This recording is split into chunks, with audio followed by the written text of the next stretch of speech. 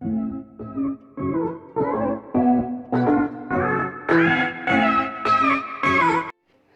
दोस्तों, welcome in MP GK with Om. आज हम नीति आयोग के बारे में पढ़ने जा रहे हैं।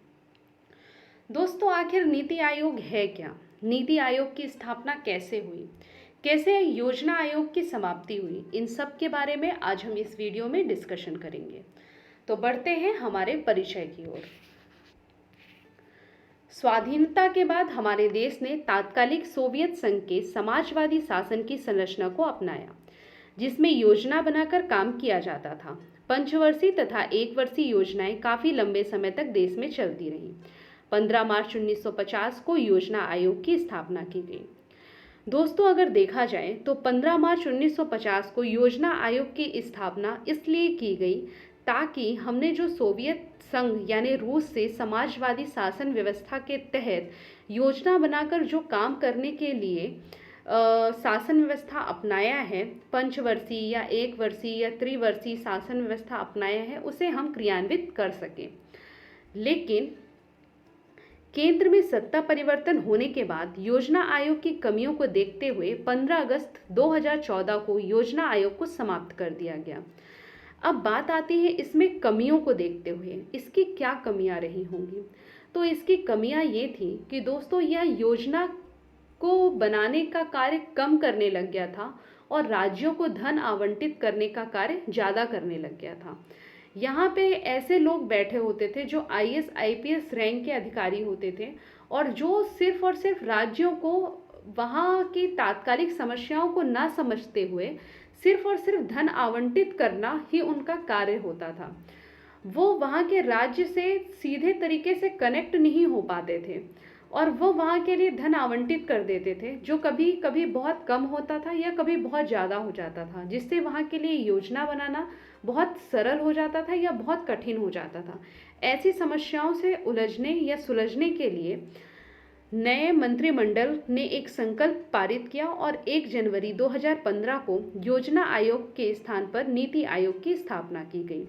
इसमें सहकारी संघवाद की भावना को केंद्र में रखते हुए अधिकतम शासन, न्यूनतम सरकार के दृष्टिकोण की परिकल्पना को स्थान दिया गया। अर्थात नीति आयोग में ऐसा किया गया कि इसमें सरकार का रोल कम और शासन इसमें ज़्यादा किया जा रहा था। मतलब इसमें मुख्यमंत्री का भी रोल रहता है और प्रधानमंत्री का भी रोल रहता है। मतलब राज्य का भी उतना ही भागीदारी रहती है जितनी कि केंद्र की। मतलब राज्य और केंद्र दोनों परस्पर एक दूसरे से मिलकर सहयोग की भावना के साथ इसमें कार्य करते हैं। यह एक सलाहकारी संस्था है जो सरकार के थिंक टैंक के रूप में सेवा देगा और केंद्र व राज्य को नीति निर्माण के संबंध में महत्वपूर्ण एवं तकनीकी परामर्श प्रदान करेगा। जैसा कि मैंने आपको बताया कि इसमें केंद्र और राज्य दोनों एक दूसरे से विचार विमर्श करने के बाद ही नीति निर्माण करते हैं कि राज्य के लिए कौन सी नीति उचित होगी, कौन सी अनुचित होगी, किस राज्य के लिए कितना धन जरूरी है, कौन सी योजनाएं जरूरी हैं, कौन सी योजनाएं क्रियान्वित करनी चाहिए, कौन सी योजनाएं क्रियान्वित नहीं करनी चाहिए। यह सारी सलाहकारी संस्था इस बारे में डिस्कशन करती है। अर्थात यह एक थिंक टैंक के रूप में सेवा प्रदान करती है। आगे बढ़ते हैं, हम देखते हैं इसके संरचना के बारे में। अध्यक्ष, इसका अध्यक्ष भारत का प्रधानमंत्री होता है, अतः इसका प्रथम और वर्तमान अध्यक्ष श्री नरेंद्र मोदी जी हैं।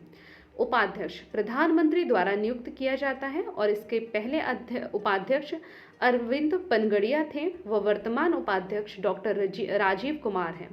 यह पद कैबिनेट मंत्री के समक्ष होता है। सचिव प्रधानमंत्री द्वारा निश्चित कार्यकाल हेतु नियुक्त किया जाता है। इसके पहले सचिव सुधीश्री खुल्लर बनी थी, जबकि वर्तमान अमिताभ कांत हैं। विशेष आमंत्रित सदस्य विभिन्न क्षेत्रों से विशेषज्ञ नामित होते हैं, जिन्हें प्रधानमंत्री द्वारा नामित किए जाते हैं।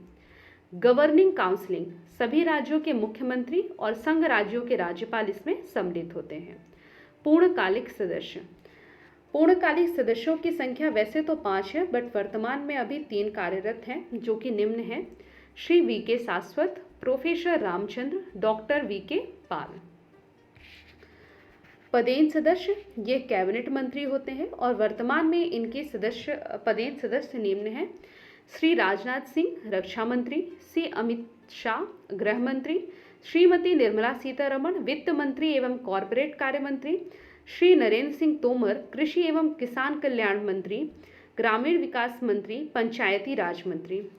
अंशकालीन सदस्य विश्वविद्यालय, शोध संस्थानों और अन्य संस्थानों से अधिकतम 2 सदस्य अंशकालीन सदस्य श्रेणी के आधार पर होते हैं।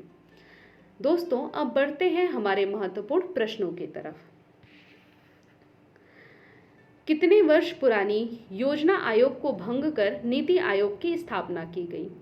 50 वर्ष, 55 वर्ष, 60 वर्ष या 65 वर्ष? तो इसका सही उत्तर होगा 65 वर्ष, क्योंकि योजना आयोग की स्थापना कब की गई थी? 1950 में की गई थी। अगला प्रश्न है, नीति आयोग के गठन में सम्मिलित होते हैं मुख्यमंत्री, उपराज्यपाल, प्रधानमंत्री, विशिष्ट आमंत्रित एवं पूर्णकालिक सदस्य या सभी? तो इसका सही आंसर होगा सभी। बढ़ते हैं अगले प्रश्न की ओर। नीति आयोग का मुख्यालय कहाँ है? भोपाल में, दिल्ली में, कोलकाता में या मुंबई में? इसका सही आंसर होगा दिल्ली में। बढ़ते हैं अगले प्रश्न की ओर। नीति आयोग किस सिद्धांत पर कार्य करता है? राष्ट्रवाद पर, सहकारिता पर, सहकारी संघवाद पर या संघवाद पर? तो इसका सही आंसर होगा सहकारी संघवाद पर। अगला प्रश्न है, नीति आयोग के उपाध्यक्ष की नियुक्ति कौन करता है? प्रधानमंत्री, मुख्यमंत्री, पूर्णकालिक सदस्य या पदेन सदस्य? तो इसका सही आंसर होगा प्रधानमंत्री। बढ़ते हैं अगले प्रश्न की ओर। नीति आयोग कब लागू हुआ? 15 अगस्त 1950 को, 15 अगस्त 2014 को, 1 जनवरी 2014 को या 1 जनवरी 2015 को? तो इसका सही आंसर होगा 1 जनवरी 2015 को। बढ़ते हैं अगले प्रश्न की ओर। नीति आयोग कैसा निकाय है? संवैधानिक, गैर संवैधानिक, दोनों या कोई भी नहीं?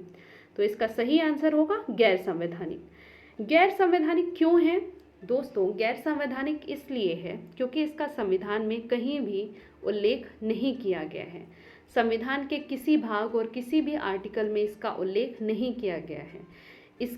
इसको एक थिंक टैंक के रूप में विकसित किया गया है और इसका किसी भी संविधान के किसी भी आर्टिकल में इसका उल्लेख नहीं है, इसलिए यह गैर संवैधानिक निकाय कहलाएगा।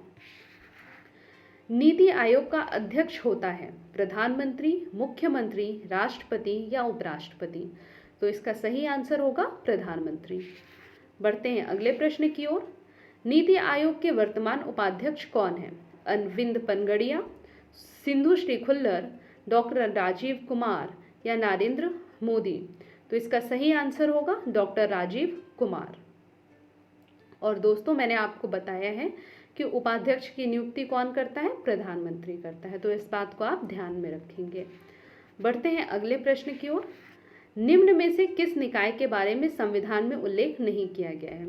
अनुसूचित जाति आयोग, अनुसूचित जनजाति आयोग, निर्वाचन आयोग या नीति आयोग? तो दोस्तों, इसमें नीति आयोग होगा क्योंकि नीति आयोग का संविधान में कहीं पे भी उल्लेख नहीं किया गया है। बढ़ते हैं महत्वपूर्ण बिंदु की ओर। नीति आयोग का पूर्ण रूप क्या है? National institution for transforming India. NITI Aayog योजना आयोग की तरह कोई वित्तीय आवंटन नहीं करता है क्योंकि यह एक थिंक टैंक के रूप में कार्यरत है। उपाध्यक्ष को कैबिनेट मंत्री का दर्जा प्राप्त है। नीति आयोग द्वारा दोस्तों कुछ रिपोर्ट जारी की जाती हैं। वो रिपोर्ट कौन सी है? पहला है सतत विकास लक्ष्य सूचकांक। 2019-20 में केरल इसमें प्रथम था। निर्यात तत्परता सूचकांक 2020, गुजरात इसमें प्रथम था। तीसरी स्वच्छ सर्वेक्षण ग्रामीण पुरस्कार 2020, जिसमें तमिलनाडु प्रथम स्थान पे था। तो इस तरीके से हमारा नीति आयोग कहीं ना कहीं समाप्ति की तरफ हो गया है। आशा करती हूँ कि आपको यह पसंद आया होगा। दोस्तों, जाने अनजाने में मुझसे कुछ भी गलती हुई होगी तो प्लीज़ मुझे माफ़ करिएगा। अगर आपको ये वीडियो पसंद आए तो प्लीज़ लाइक करिए, शेयर करिए और सब्सक्राइब करिए। और मेरे पिछले वीडियो जाके देखिए, वहाँ पे आपको आयोग के और भी सारे वीडियोस देखने को मिल जाएंगे और कंप्यूटर की सीरीज़ भी ऑन हो चुकी है, तो आप उसको भी जाके देख सकते हैं और लाइक, शेयर और कमेंट कर सकते हैं। थैंक यू, होप आपको पसंद आए। और प्लीज़ अगर मुझसे किसी भी तरीके से गलती हुई हो तो प्लीज़ उसे माफ़ करिए। Thank you.